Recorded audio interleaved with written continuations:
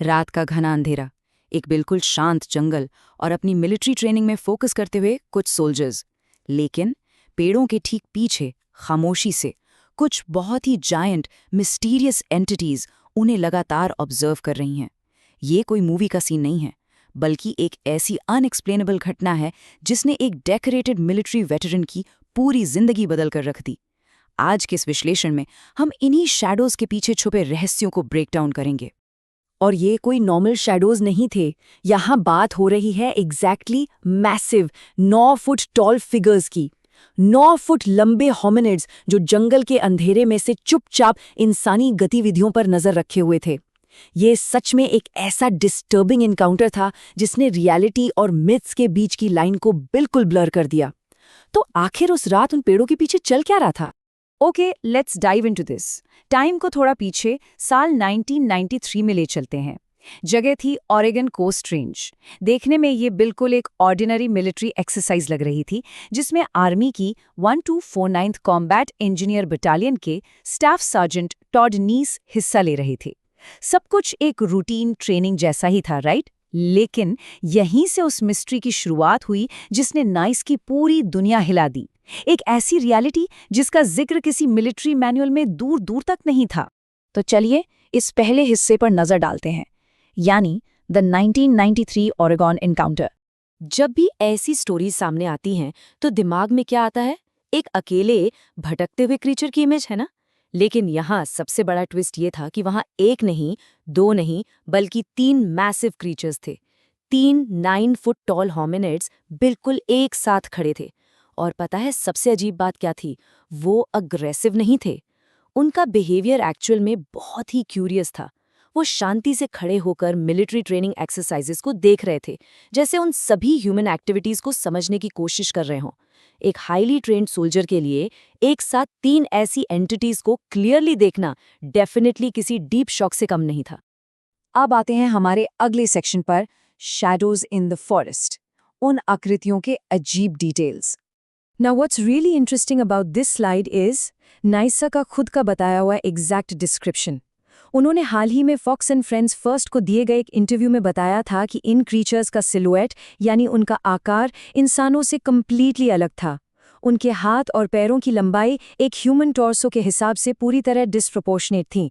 और ये detail absolutely crucial है। क्यों? क्योंकि ये इस पॉसिबिलिटी को रूल आउट कर देता है कि ये किसी बड़े इंसान या भालू का भ्रम था। एक ट्रेन्ड मिलिट्री आई ने इस एबनॉर्मल फिजिकल स्ट्रक्चर को बहुत ही क्लियरली ऑब्जर्व किया था, स्पेशली उनकी बाहों की लंबाई जो किसी भी ह्यूमन स्टैंडर्ड से मैच नहीं करती थी।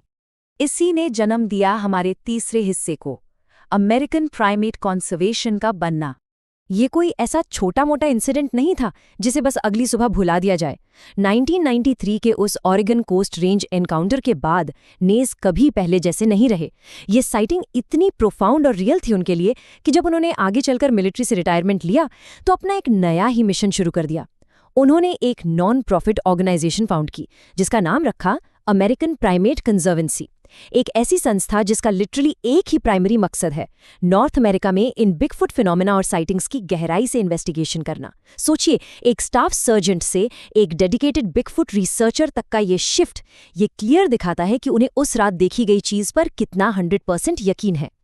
लेकिन ये रहस्य वहीं खत्म नहीं हुआ।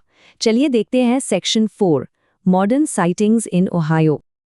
अब ये नंबर काफी सरप्राइजिंग होने वाला है। नंबर 4, निस की डिटेल्ड इन्वेस्टिगेशंस के मुताबिक पूरे यूनाइटेड स्टेट्स के सभी स्टेट्स में से ओहायो एक्चुअली चौथे नंबर पर आता है जहां सबसे ज्यादा बिगफुट साइटिंग्स रिकॉर्ड की जाती हैं। Kind of crazy, right? यानी ये फिनोमेना सिर्फ किसी एक स्पेसिफिक आइसोलेटेड जंगल या स्टेट तक सीमित नहीं है, ये पूरे देश में वाइड स्प्रेड है।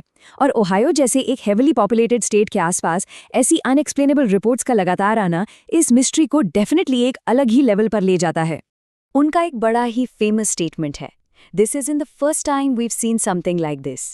और ये ऑब्जर्वेशन ठीक उस तरफ इशारा करता है कि ओहायो में हाल ही में जो इन साइटिंग्स का एक सडन सर्ज या तेजी आई है वो कोई वन ऑफ इंसिडेंट नहीं है।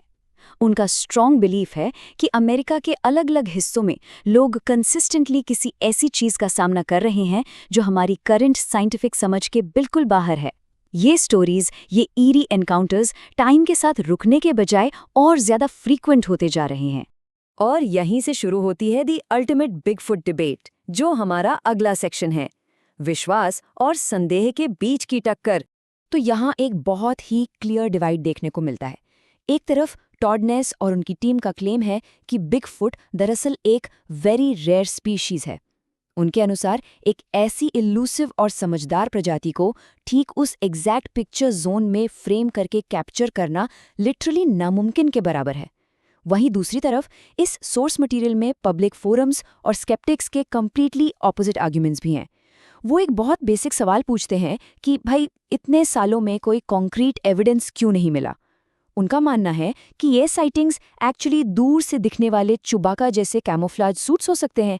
एक स्केप्टिक ने तो पब्लिक फोरम पर यहाँ तक सरकाज़म यूज़ किया कि शायद बिगफुट पैरानॉर्मली छोटा हो जाता है और किसी डेजी के फूल के तनों में छुप जाता है, इसीलिए किसी को ढूंढने नहीं मिलता। ये कंपैरिजन सच में इस डिबेट की इंटेंसिटी और उसमें इन्वॉल्व्ड ह्यूमर दोनों को ब्रिलियंटली इलस्ट्रेट करता है। अगर हम इन स्केप्टिक्स के आर्ग्यूमेंट्स को डीपली एनालाइज करें, जैसा कि इस विश्लेषण के सोर्स मटेरियल में ऑब्जेक्टिवली हाईलाइट किया गया है, तो उनके पॉइंट्स साइंटिफिकली बहुत लॉजिकल लगते हैं। पहली बात, आज तक एक भी श्रेड ऑफ एक्चुअल एविडेंस, मतलब एक भी ठोस सबूत प्रेजेंट नहीं किया गया है। न कोई फॉसिल्स मिले हैं और ना ही बोन्स। दूसरा बड़ा पॉइंट ये है कि नई स्पीशीज डिस्कवर तो होती है फॉर श्योर, लेकिन उनका साइज आमतौर पर एक बंदर या इंसेक्ट जितना छोटा होता है। इतने मैसिव लार्ज मैमल्स का अमेरिका जैसे हेविली एक्सप्लोर्ड और मैप्ड रीजन में बिल्कुल अनडिस्कवर्ड रहना साइंटिफिकली लगभग नामुमकिन है। और तीसरा पॉइंट, बहुत से लोगों का मानना है कि ये सिंपली हाईटेक कैमोफ्लेज सूट्स का कमाल हो सकता है या फिर से बनाई हुई कहानियां हैं, जिसे एक तरह का प्लेग्राउंड प्रिटेंड कहा जा सकता है। आखिर भालू और दूसरे बड़े जानवर साइंटिफिकली प्रूवन है, लेकिन बिगफुट की एक्सक्लूसिवली सिर्फ स्टोरीज ही क्यों हैं? So the crucial point is कि बिलीवर्स इन सब हार्ड हिटिंग सवालों का जवाब आखिर कैसे देते हैं? उनके लिए सबसे बड़ा डिफेंस क्रेडिबिलिटी का है। देखिए, जब टॉड नेस जैसे हाईली ट्रेन्ड मिलिट्री वेटरन्स, जिनकी आदत और ऑब्जर्वेशन स्किल्स बिल्कुल टॉप टियर होती हैं, ऐसी रिपोर्ट फाइल करते हैं, तो उस टेस्टिमनी को इतनी आसानी से डिसमिस नहीं किया जा सकता। इसके अलावा, जैसा हमने पहले देखा, ये रिपोर्ट्स आइसोलेटेड नहीं है, बल्कि ओहायो जैसे मल्टीपल स्टेट से लगातार आ रही हैं। और जहां तक एविडेंस की कमी का सवाल है, उनका डायरेक्ट आर्ग्यूमेंट ये है कि इन क्रीचर्स का इंटेलिजेंस और इल्यूसिव बिहेवियर इन्हें जानबूझकर इंसानों और उनके कैमरा से दूर रखता है। इसीलिए इनकी क्लियर फोटोग्राफी प्रैक्टिकली इतनी एक्स्ट्रॉर्डिनरी और डिफिकल्ट हो जाती है। तो आखिर सच क्या है? क्या सच में ऐसी कोई mysterious large bipedal ape like species north America के जंगलों में अभी भी छुपी हुई है? या फिर इन सभी जॉ ड्रॉपिंग एनकाउंटर्स का कोई और ज्यादा लॉजिकल और ऑल्टरनेटिव एक्सप्लेनेशन है जो अभी तक हमारी समझ से पूरी तरह बाहर है? ये सच में एक ऐसी मिस्ट्री है जो डेकेड से सभी को फैसिनेट और हैरान दोनों कर रही है। एविडेंस और एक्सपीरियंस के इस ऑनगोइंग डिबेट में फाइनल वर्डिक्ट क्या होना चाहिए? इस विश्लेषण से मिली इन्फॉर्मेशन के आधार पर थॉट्स और थ्योरीज कमेंट्स में जरूर आने चाहिए। एक नई डिस्कवरी और एक नए एक्सप्लेनर तक, स्टे क्यूरियस।